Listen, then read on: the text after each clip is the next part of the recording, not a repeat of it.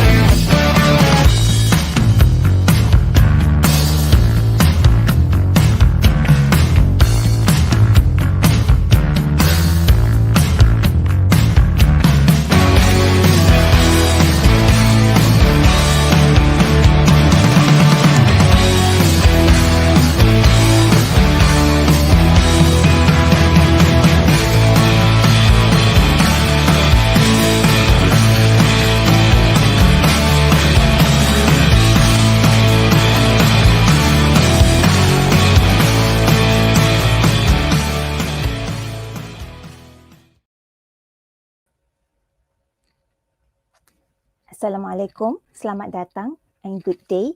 Welcome to the International Domestic Visual Colloquium or COMAT 2023 organised by Institute of Teacher Education, International Languages, Lembah Pantai. I am Jahan Suraya and I am your moderator for today's colloquium. Ladies and gentlemen, thank you for joining us on our live YouTube channel and EduWeb TV for COMAT 2023. The theme for this year's colloquium is optimizing future-proof education, and today's topic is related to the theme, which is the CMO, future-proof education. As mentioned earlier, the goal of this colloquium is to provide the space for the educators as well as all over the world to discuss and share as well as to exchange view with the fellow educators and on topic related to education and how it is transforming globally. Indeed, through this colloquium, there is plenty to learn and expand our knowledge. KUALA 2023 brings to you 18 series in the form of the individual webinars with speakers from Malaysia and other countries. This is the first series of our visual colloquium, and I hope you will stay tuned to the end of the session. But before we listen to the talk, let me lay out a few housekeeping matters. First, everyone who attends to this webinar series will be given an e-certificate after each session. Therefore, do not forget to register your name now. Make sure it is typed correctly and make sure that your email is accurate too. The registration link is pinned at the bottom of this YouTube channel. Second, we would like to hear from you during our presentation today. If you have any question for our speaker, please feel free to send it in the chat box. The speaker will be answering the question at the end of the session.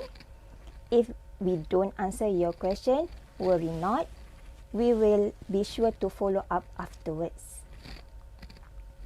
Finally, we would like to encourage you to share today's webinar with your friends through your social network. Okay, now allow me to introduce our speaker for today, Dr. SABARIAH binti MORAD. Okay, before we listen to her talk, let me introduce and share with you her wonderful career background. Okay. So, Dr. SABARIAH binti MORAD completed her teaching certificate at Sultan Abdul Halim Teaching College, where she obtained her primary school teaching certificate in English language in 1987. She worked as a primary school teacher in Sekolah Kebangsaan Jeli, Kelantan, and Sekolah Kebangsaan Ulu Melaka, Langkawi, starting from 1988 until she went pursuing her diploma under Ministry of Education scholarship in the University of Malaya in 1993. She was awarded Diploma of English as a Second Language in 1994. She then continued her teaching as a primary school teacher until 1995, and she was awarded for another scholarship to do her undergraduate studies in the University of Manchester, United Kingdom, where she obtained her Bachelor of Education in TESOL in 1997. She served as a secondary school teacher in Sekolah Menengah Teknik Langkawi since 1997 until she was promoted as the District English Language Officer in 2000. Then, in 2001, she was awarded another scholarship to pursue her postgraduate studies in University of Science Malaysia, where she gained her degree of Master of Art in Education in 2003, and she was posted as an English language lecturer at a teacher training institute in Perlis. She went on in pursuing her Doctor of Philosophy in Education at the Manchester Metropolitan University, United Kingdom, after obtaining another scholarship from the Ministry of Malaysia in 2008. Then later she came back as an English language lecturer at the same campus in Perlis and was later promoted as the head of language department in 2013. before she's been transferred to to lead the Quality of Excellence sector in Darul Aman Teacher Training Institute in Kedah in 2018. Indeed, she has been a primary, secondary school teacher, a teacher trainer, a facilitator, a moderator, evaluator, fellow researcher, and also sat in panels that reviewed the teaching and learning programs for pre-service and in-service teacher training program in Malaysia conducted by the Teacher Education Division and the Central Teacher Training Institute. She presented many papers in many seminars, workshops, and international conferences. Ladies and gentlemen, for your information, Dr. Sabariah now is our Deputy Director of IPG KBA, Kuala Lumpur. Doctor, you have a very such wonderful career background. Thank you. Yes, we are lucky to have you here today with us. Thank you. Okay, so that's a bit of our speaker's background. All right, so now let's move on to our main business for today. So the topic for today's webinar is the CMO of Future-Proof Education. At first, when I heard this title, I too wonder what this is about. I assume that all of you too wonder what the topic is that going to be presented by Dr. Sabariah. All right, so without further delay, please welcome Dr. Sabariah. Thank you very much, dear Jehan. Assalamualaikum and a very good morning to all my distinguished audiences here today. Right, as mentioned by Jehan, my title for my keynote speech today is the CMO of Future-Proof Education. Right, at first, when I submitted my title, some of my fellow colleagues were asking me, are you talking about the MCO? Because we are past COVID and they are very familiar with the term MCO. Or what is it? The CMO, is that the Chief Marketing Officer? And those are the questions that have been asked to me. But all right, the title of my keynote speech, as I said just now, is the CMO. The CMO actually is the the short form of conceptual domain, material domain, and also the outcomes or the output domain of our future-proof education.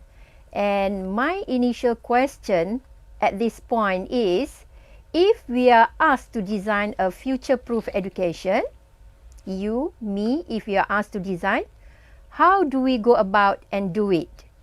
All right, and thus I shall begin this keynote speech with an account of a narration. And would you like to listen to a story? All right, I shall begin. So one day, at the end of September 2006, it's a period on Friday where tutors of each group stage a controversial discussion during a mentor-mentee session. A mentor-mentee session actually is aimed to provide guidance and advice throughout the degree years of study at the Malaysian Teacher Training Institute, or sometimes it is known as Institute of Teacher Education, and usually using certain topics, situation or issues as stimulus.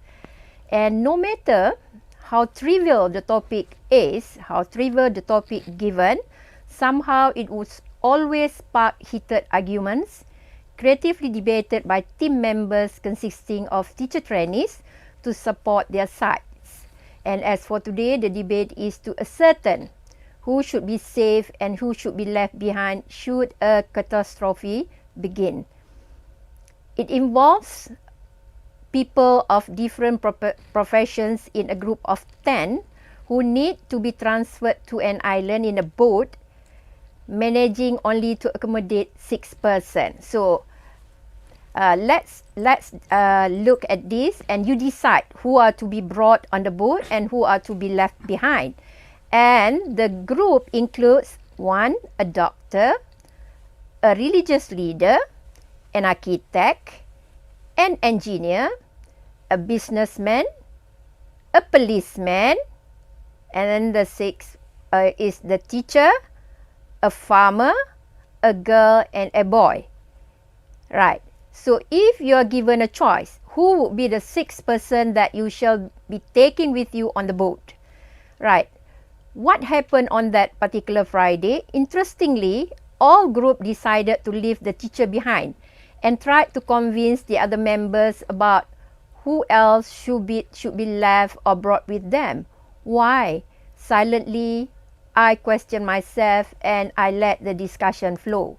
I don't have the heart to intervene at that point. Suddenly, at that point, I, the mentor, was summoned to the Deputy Director's office and urgently requested to hasten. I, a teacher trainer, has no time to savor the triumph of the concluding remarks of the first hour of this mentor-mentee session. I left the report form for the session and instructed the teacher trainees to fill in the form, and I hastily walked to the administrative office. I wondered if I had missed any deadline as I hastened towards the Deputy Director's den. The Deputy Director was with two senior members of the Teacher Training Institute and invited me to sit. Apprehensively, I listened as the Deputy Director explained the situation and flatly revealed the plan to direct me to take over a program, a teaching school program in the Perlis Teacher Training Institute. And I was at first very taken aback as I was not prepared to do so, and I explained politely to the Deputy Director my reluctance to commit myself.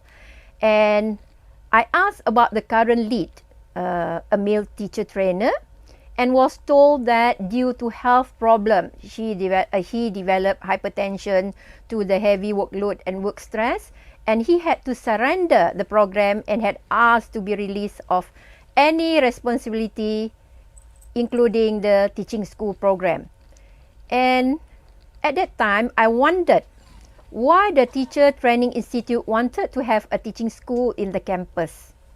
I wondered why it was now entrusted to me, and I wondered whether I would be able to handle the core responsibility as a lecturer, not to mention my other co-curricular activities and the other activities. And at that time, actually, I was straddled between three departments.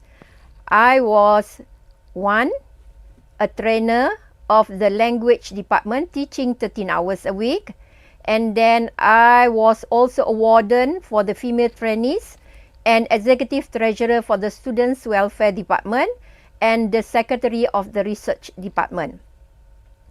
I not only had to bring back and stay back late to finish work and all the tasks, but at times I had to frequently bring the workload back home. At other times, I would frequently be outstation. It is an outpost from where I'm working, and lesser number of days are spent with my family members. And so far, I managed to juggle everything and have it all. But I wonder with this new development whether I would still be able to have it all and deliver. Somehow, after some convincing, I feel an obligation to accept the program and the new responsibilities given.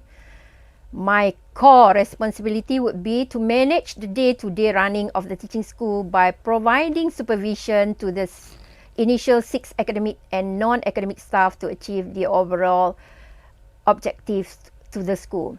And although initially when I was beacon, I hastened on my way to the Deputy Director's office, I somehow deliberately lingered and remained so as to get him to promise to wholly support the program and not just wash his hand of it by dumping everything to me. That's how I felt.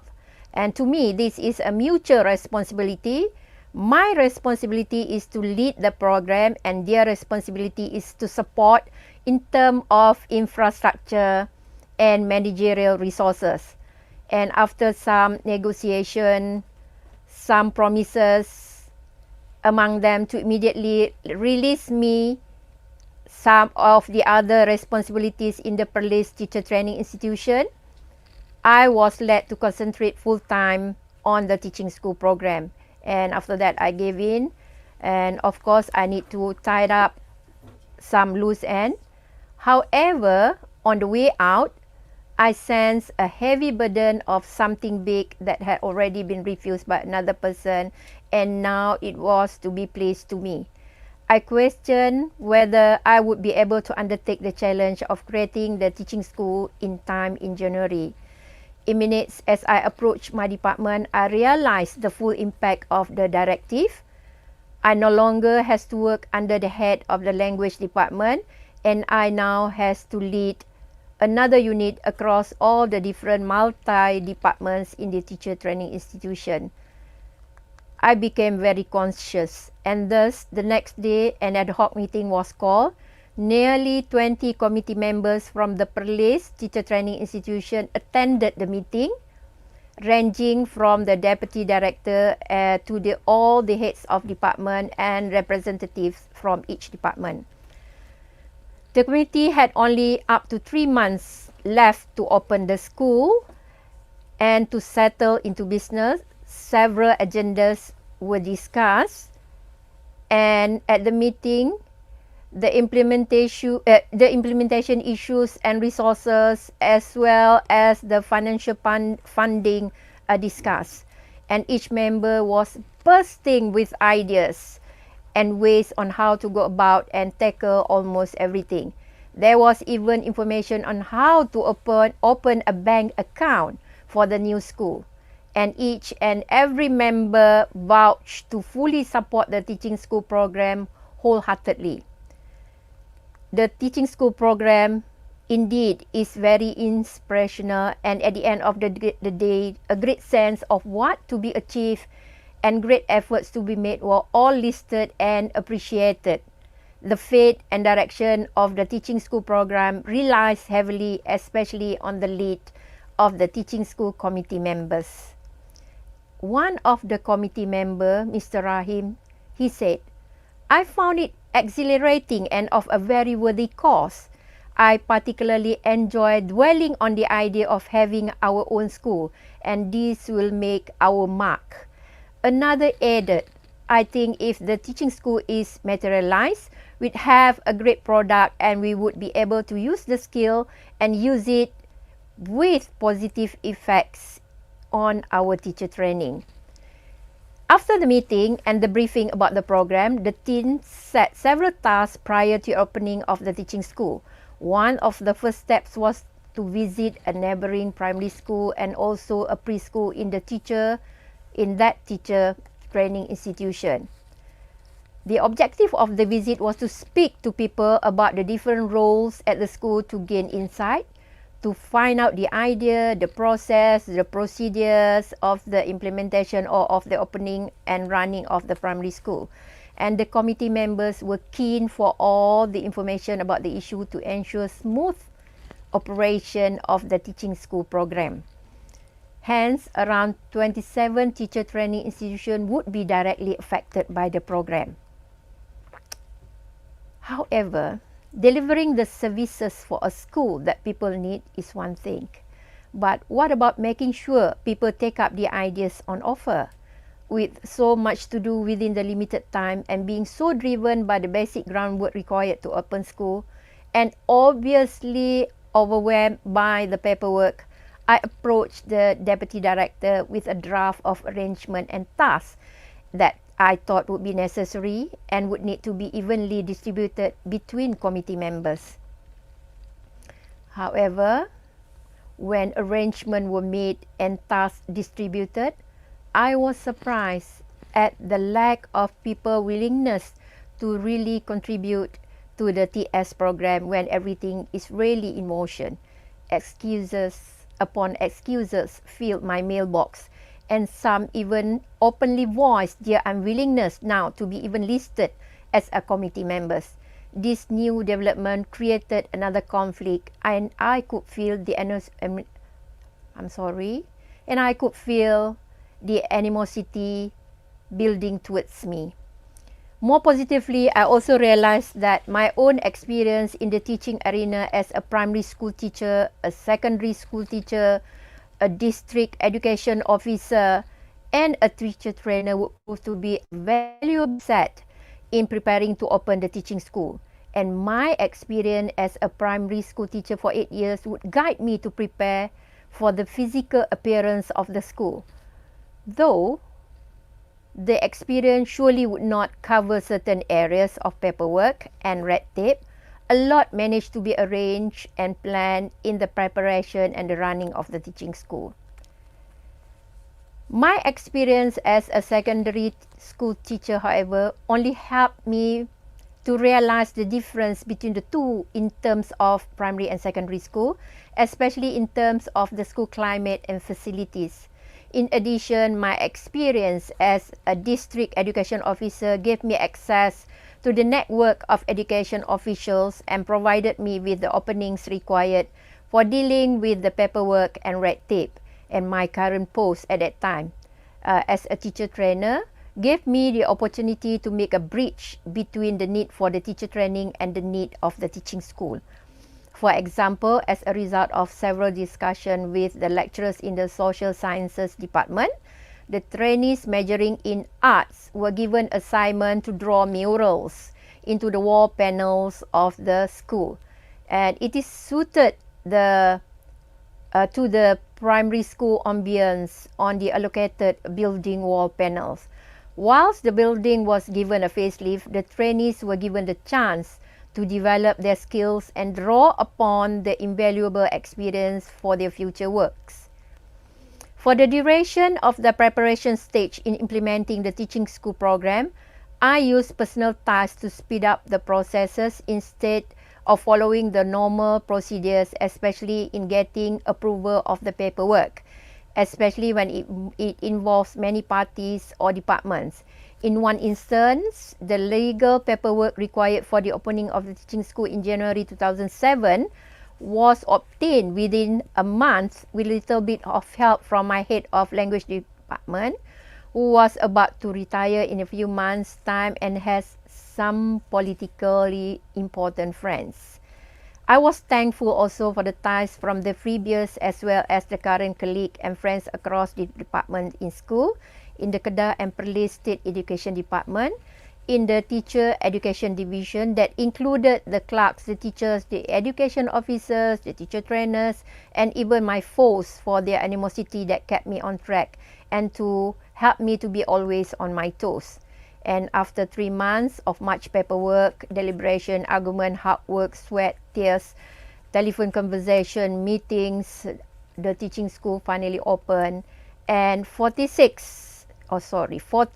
if I remember correctly, 6-year-old pupils were registered as the first batch in year 1 in the teaching school started on the 3rd of January 2007. The pupils were offered a place each based on their address taken from the list of feeders from the neighbouring schools, SK Sena and also Sekolah Kebangsaan Syed Alwi. Those who are not from the selected feeders may also apply for a place. And then I was seconded to the school and felt that I could not really call myself a head mistress, since I was more appropriately a school manager. And as a school manager, I was managing the school by making sure that things happen as I perceived they ought to happen, according to the policy of the teaching school under the wing of the teacher training institution. And my management was central to the school system of teaching and learning activities and the discipline of the pupils, whereas in the roles of the headmistress in Malaysia, apart from me, administrative work which include finance, planning and supervision, I would need to be answerable to the head of the state and federal education department. And lecturers from each department of the teacher training institution were directed to be attached to the school, and the curriculum used was to be the same as the other national primary school in Malaysia, which is the national curriculum. And textbooks were given and provided by the state education departments. However, the process of obtaining the textbook is not really straightforward as the previous statement seems to imply. It took a lot of phone calls, negotiation, and many trips to the education department and the neighboring school to collect the books. And finally, the teaching school was implemented. However, on reflection, a significant amount of my time was being spent away from lesson planning and other general duties. I was involved in activities like marking homework, doing clerical work, for example, filling in forms like EMIS, that is the pupil's e-filing profile, the textbook form, general filing, general appointment, attend meetings, participating in short courses, present papers, respond to telephone queries about. That is the I think one of the disadvantages of if you provide a mobile phone number to the administration, and also about the teaching school, which amounted to more than the official 8 hours work daily. Right, so why am I narrating this story? Well, it is because it is in relation to what we are discussing here today, the CMO of future-proof education. And what is future-proof education and what are the CMO? Okay, let's look at future-proof education first. Future-proof education refers to an approach to education that prepares students for the rapidly changing world by teaching skills and knowledge that are likely to be relevant in the future. And the goal of the future-proof education is to equip students with the skills and knowledge they need to adapt to changing circumstances and succeed in an unpredictable and rapidly changing world. And some key characteristics of future-proof education include focus on skills over content. Future-proof education places greater emphasis on skills such as critical thinking, problem solving, collaboration, and adaptability that on specific content, knowledge, and also maybe issues. And this is because skills are likely to remain relevant over time, while content knowledge may become obsolete as technology and society change. An emphasis on creativity and innovation.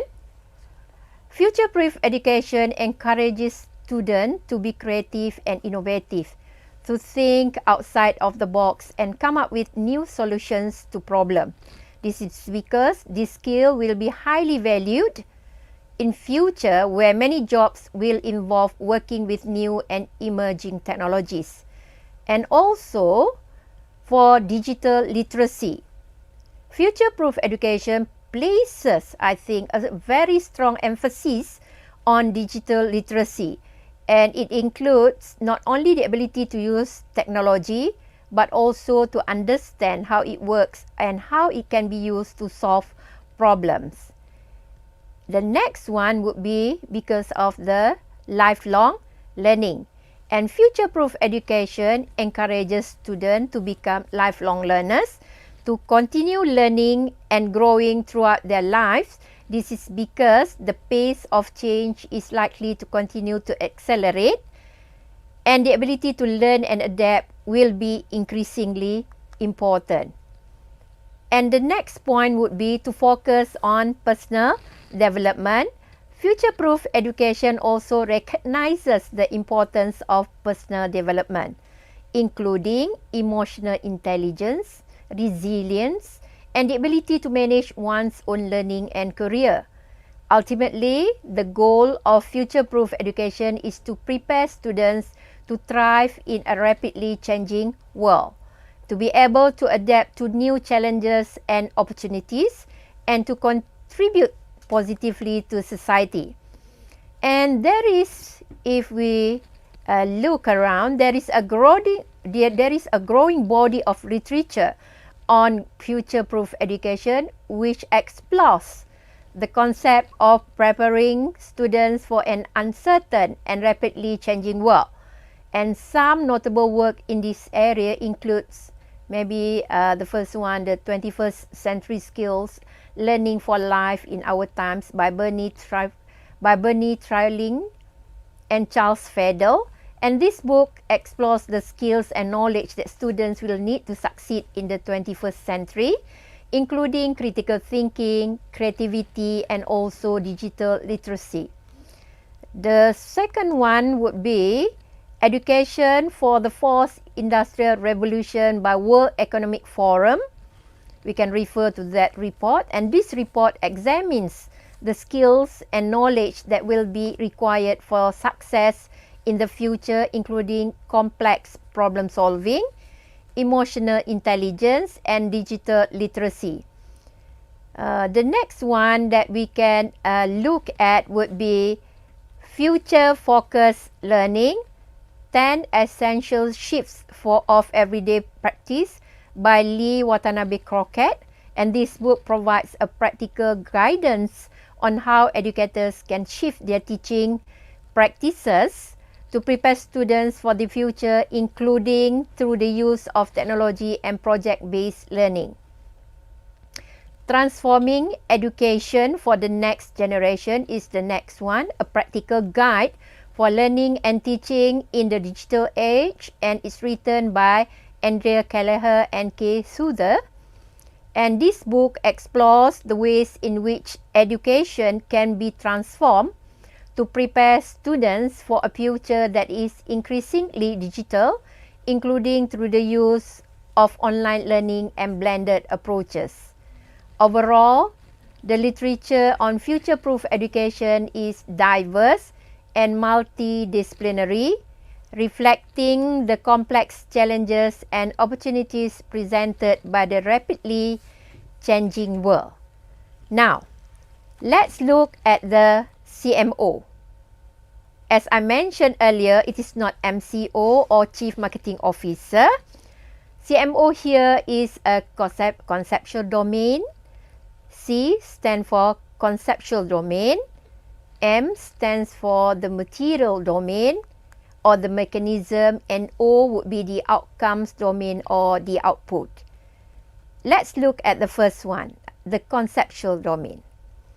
A conceptual domain, or sometimes we can in a way put it as a vision or the vision, and it refers to a specific field or areas of knowledge that includes a set of related concepts, ideas, or theories. It is, based on the literature, the synchronic grid of universaling signifiers, philosophies, and conceptual structures over a plan or overall map of reality. It may be also policy frameworks, formal plans of organizational structures, and so on. It is how things are formally explained and understood.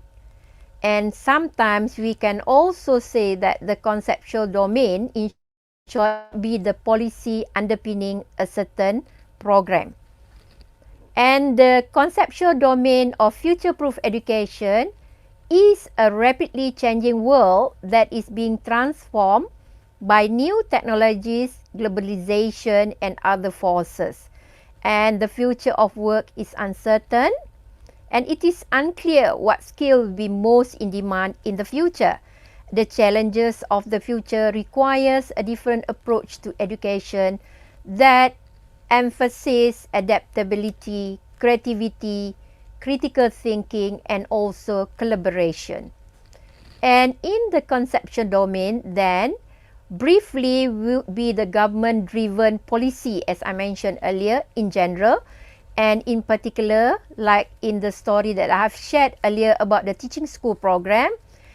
If we can recall the story, it would be the policy underpinning the teaching school program.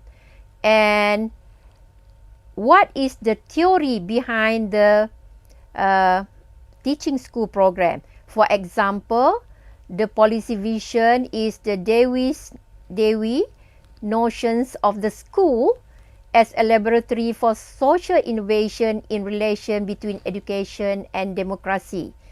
That is the underpinning policy. And the above narrative shows both the potential for development and the initial difficulties involved in trying to develop a vision. And vision faces the practicalities of trying to make changes as the idea and intentions of the teaching school. The question that arises at this juncture is, what kind of school or education is appropriate to the vision of the nation, not just for the elites, but for the whole range of communities and individuals for future-proof education. Remember the stories that I've shared earlier? Okay, so if you're talking about future-proof education, what kind of school or what kind of education is appropriate for us to be designed as our concept to be placed in the conceptual domain? And partly, it should provide the experience to promote the vision of all the stakeholders and may be considered as an alternative practice apart from, or maybe to support, or maybe to revamp the existing school's curriculum. Thus, the content of future-proof education or the curriculum should be designed to meet all the required necessities by representing the elites, also the think tank, and also the practitioners of the nation as well, as a preparation for the global demands. Now, let's move on and let's focus on the material domain or the mechanism of our future-proof education.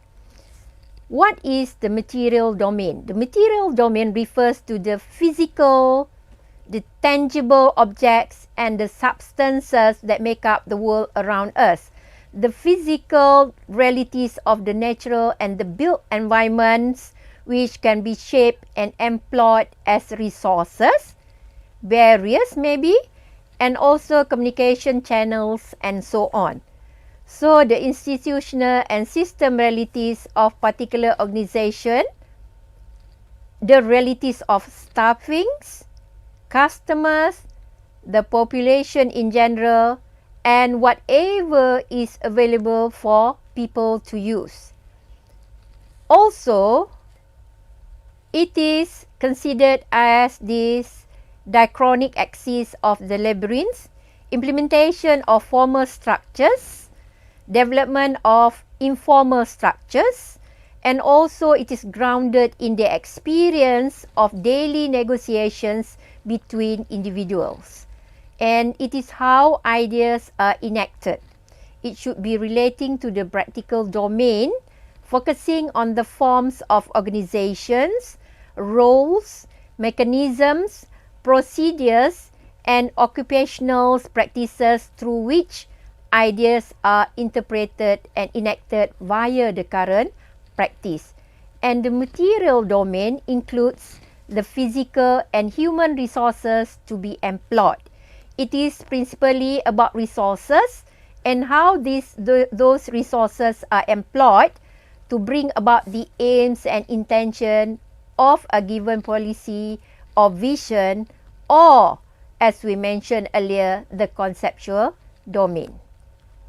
The question now is how to organize material resources in order to achieve outcomes that are appropriate to democratic purposes, and who decide on what is worthwhile for the future-proof education practice. And the material domain plays a very crucial role in promoting the type of education suited to the vision of the future-proof education.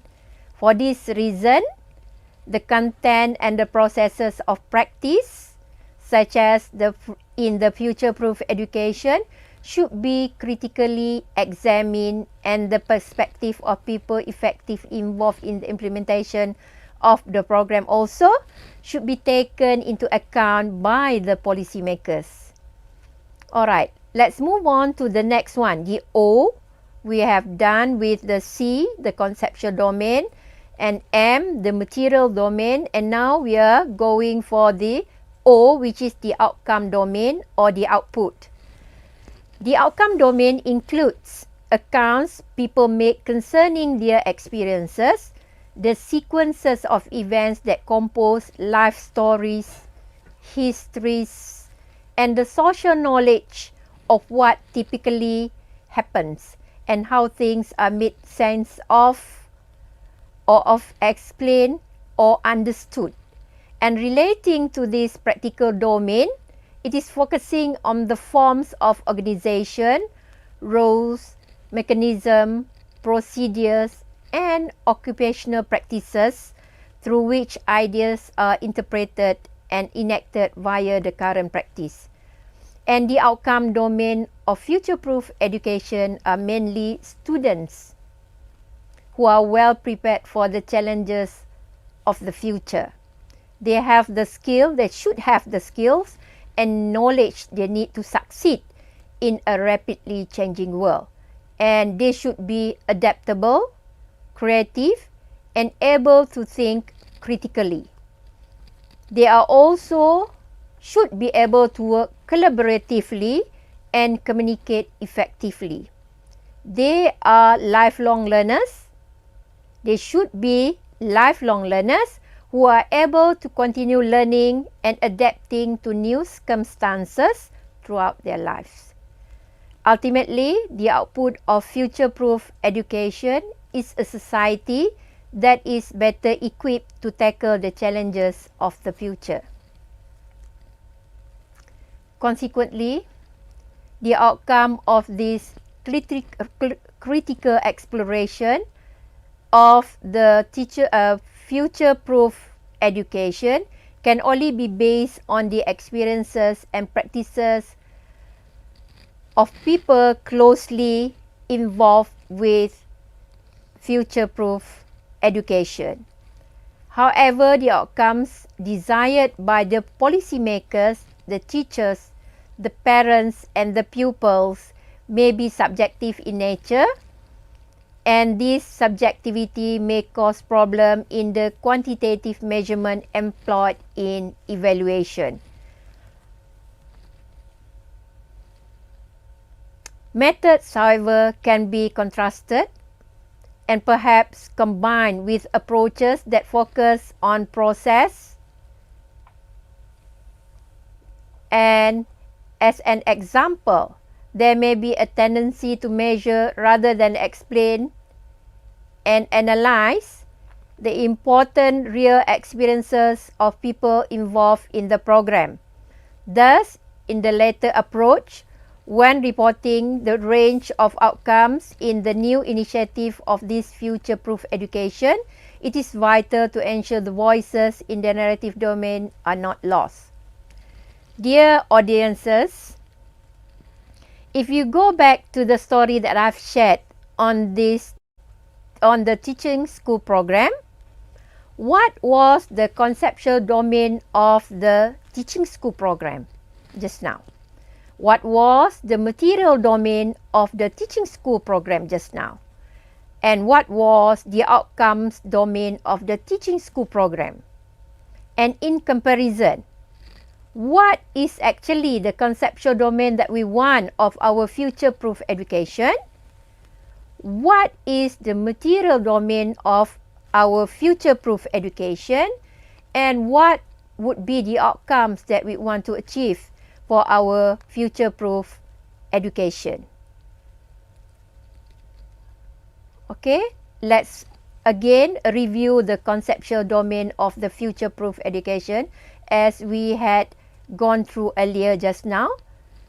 In this rapidly changing world, it is being transformed by new technologies, globalization, and other forces, and the future of work is uncertain, and it is unclear what skill will be most in demand in the future.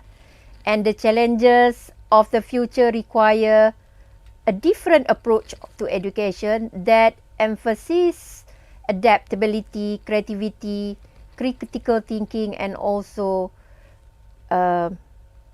collaboration. And it needs to have technological change. The rapid pace of technological change is creating new possibilities and disrupting traditional ways of working and living, and this includes the rise of automation, artificial intelligence, and other forms of digital technology, which are transforming the nature of work and the skills required to succeed in the labour market. And also, when we talk about future-proof education, we cannot escape from globalization. Globalization is creating a more interconnected and interdependent world with greater flows of people, goods, and information across borders.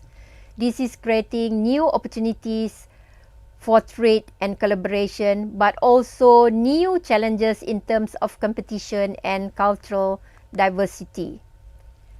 The next point would be environmental change. The impacts on climate change and other forms of environmental degradations are creating new challenges for society, including the need to transition to a more sustainable and resilient economy. Social change, societal trends such as demographic change, urbanization, and changing values and attitudes are also shaping the context of future-proof education. These trends are creating new opportunities and challenges for individuals and communities, and requiring new skills and competencies to navigate.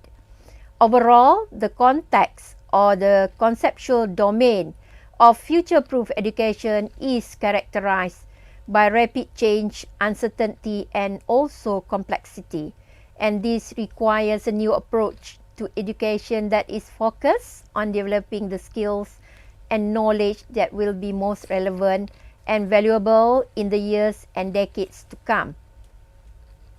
And there is also a growing body of literature in the context of future-proof education, which examines the social, economic, and technological trends and drivers that are shaping the need for a new approach to education.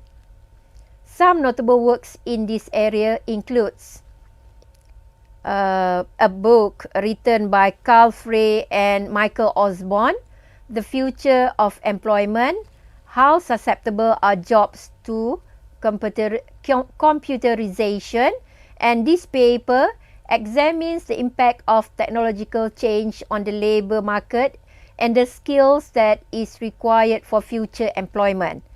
And the second book that we can look at is Globalization and Education: Challenges and Opportunities by Jing Lin and Rebecca Oxford. This book explores the ways in which globalization is reshaping education and the skills that will be needed to succeed in a globalized world. And the third book would be The Learning Generation: Investing in Education for a Changing World by the International Commission of Financing Global Education Opportunity. And this report examines the social, economic, and technological trends that are shaping the need for a new approach to education and provides recommendations for policymakers and educators. Another book that we may look at is The Future of Work: How New Technologies Are Transforming Tasks by James Mayika and colleagues. This paper examines the impact of the nature of work and the skills that will be required in the future. And the next one would be The Education in the Age of Globalization: The Need for a New Mandate by Zhong Yong Zhao. This book argues that education must adapt to the realities of the rapidly changing world, including the need for new skills and competencies. And overall, the literature on the context of future-proof highlights the need for a new approach to education that is responsive to the changing needs of individuals, communities, and society more broadly. And this requires a focus on developing the skills and knowledge that will be most relevant and valuable in this rapidly changing world. And if we look at the material domain or the mechanism of the future-proof education, like we presented earlier, the mechanism of this future-proof education involves teaching skills or the resources that are likely to be relevant in the future. So some of the resources that would be likely relevant would be coding skills, data analysis, and also digital literacy. It also involves teaching soft skills such as communication, problem solving, and teamwork. Future-proof education is not just about teaching specific skills, but also about developing the ability to learn new skills and adapt to new situations. This approach should require a focus on developing the skills and technology that will be most relevant and valuable in the future, rather than simply teaching information or skills that may become obsolete. Okay. Some key mechanisms of future-proof education include focus on lifelong learning, and it should require a commitment to lifelong learning where individuals are equipped with the skills and mindset needed to continually adapt and learn throughout their lives. And also, again, it should emphasize on the critical thinking and problem solving, and also should include collaboration and teamwork. Apart from that, it should in a way maximize the use of technology, and future-proof education make use of technology to support learning and to prepare individuals for a digital future. This includes the use of online learning, and of course the online learning platforms, the social media, and other forms of technology to support learning. Emphasis on creativity and innovation, and also all this will be increasingly important in the world where new ideas and resources are needed to address complex challenges. Overall, the mechanism or the material domain of future-proof education requires also a new approach to teaching and learning that is focused on preparing individuals for, again, a rapidly changing world. This requires a focus on skills, on knowledge that would be most relevant and valuable in the future, as well as the use of innovative teaching materials and technologies to support learning. Overall, the literature on the mechanism of future-proof education highlights the need for a new approach to teaching and learning that is focused on developing the skills and competencies needed for a rapidly changing world.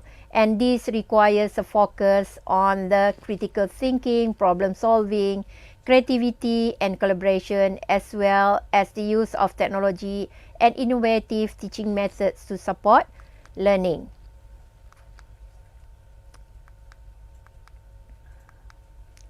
Some of the key themes that we can say that may emerge from this literature would include the importance of developing the 21st century skills written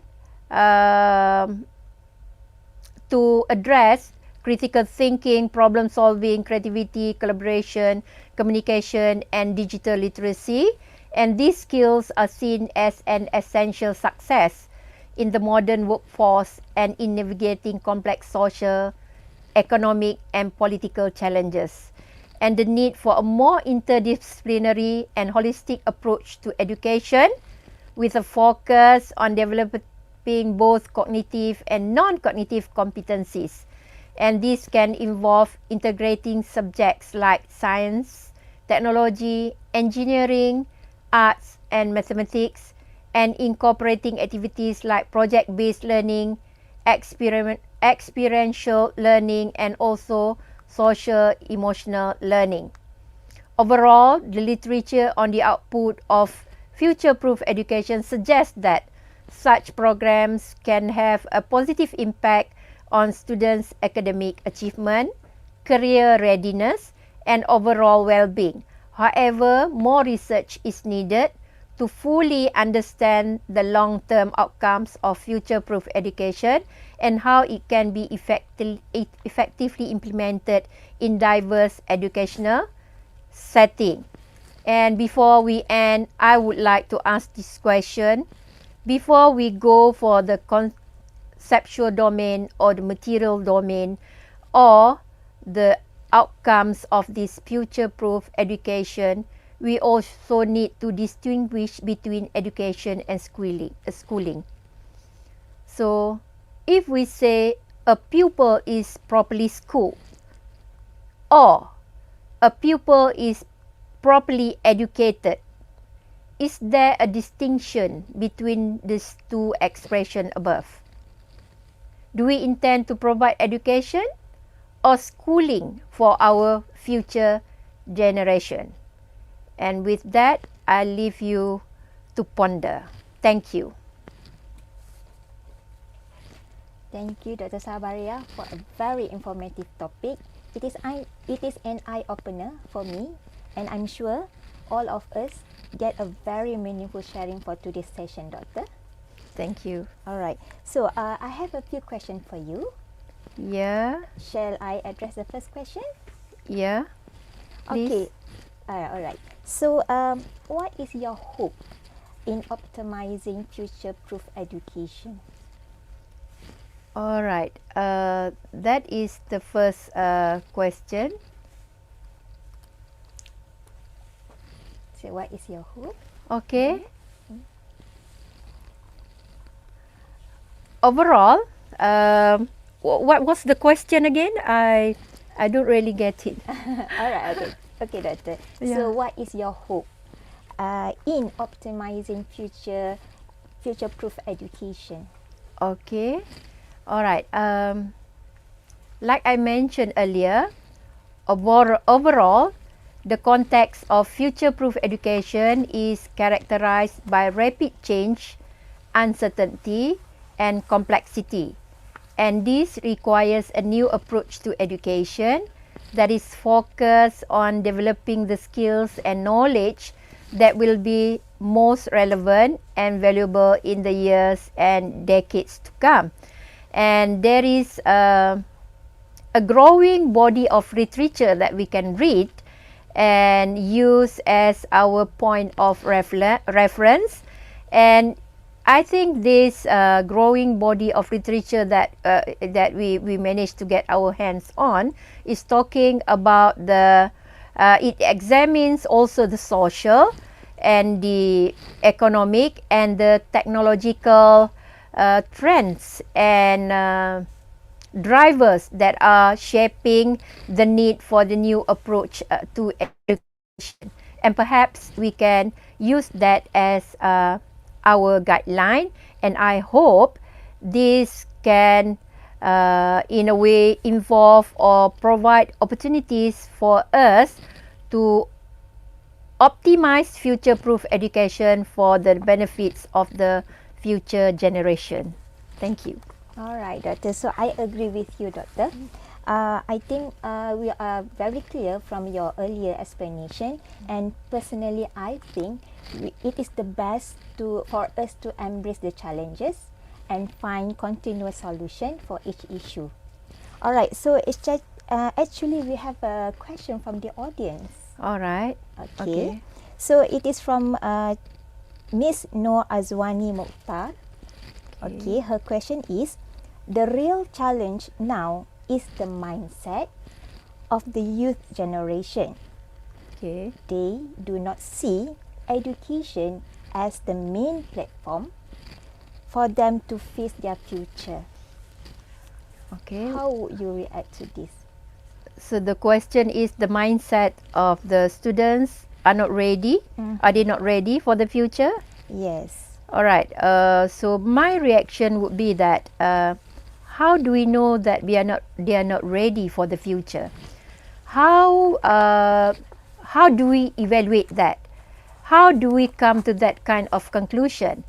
So if we resort back to 2 years ago during the pandemic, during the COVID era, how do we know whether we are ready or not ready for that kind of, in a way, trend of online learning? So we cannot just, in a way,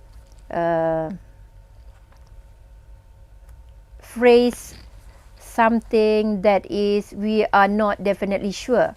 Sometimes youth, they have a different way of coping, and we can see that based on our experience during the COVID, it is actually the youth or the young people who are assisting us to move forward. They are so advanced in technologies, and so much so, I'm not ashamed to admit that I learned more from my kids than they learn from me in terms of technologies and so forth. So my reaction would be that we are not definitely sure whether they are ready or they are not ready. So when the time comes, then only we'll know whether they are ready or not ready. Thank you. I hope that answers the question. Okay, thank you so much, Doctor, for your insight on the future-proof education. Yeah. I hope all of you out there have gained some awareness on the matters, and you are enlightened from the presentation by Dr. Sabariah today. Okay, Doctor, so I think that's conclude our webinar session for today. Okay, so for the audience, thank you so much for watching. We hope that you have learned and enjoyed this session. Last but not least, I like to once again to thank our speaker for today for a very interesting topic that you shared with us. Thank you so much, Doctor. You're most welcome. And not to forget our technical team here in the Institute of Teacher Education International Languages Campus, IPGKBA, Mr. Satya, Mr. Daini and Mr. Fazi, as well as the team from the Educational Technology and Resources Division, BSTP, Ministry of Education Malaysia, the producer, Dr. Suras Kanagasebai, Studio Director, Mr. Muhammad Azan Muhammad Sofian, Webmaster, Mr. Muhammad Farid Muhammad Fuad Ui, Streamer, Miss Nurul Ain Azman, and our viewer. Ladies and gentlemen, please do not forget that we have our next seminar after this will be live at 11:30 AM today. Okay, so this session will be the second from the 18 series. So we need you to stay tuned for the next session. Till then, see you again. Jumpa lagi. Goodbye and Assalamualaikum from Malaysia.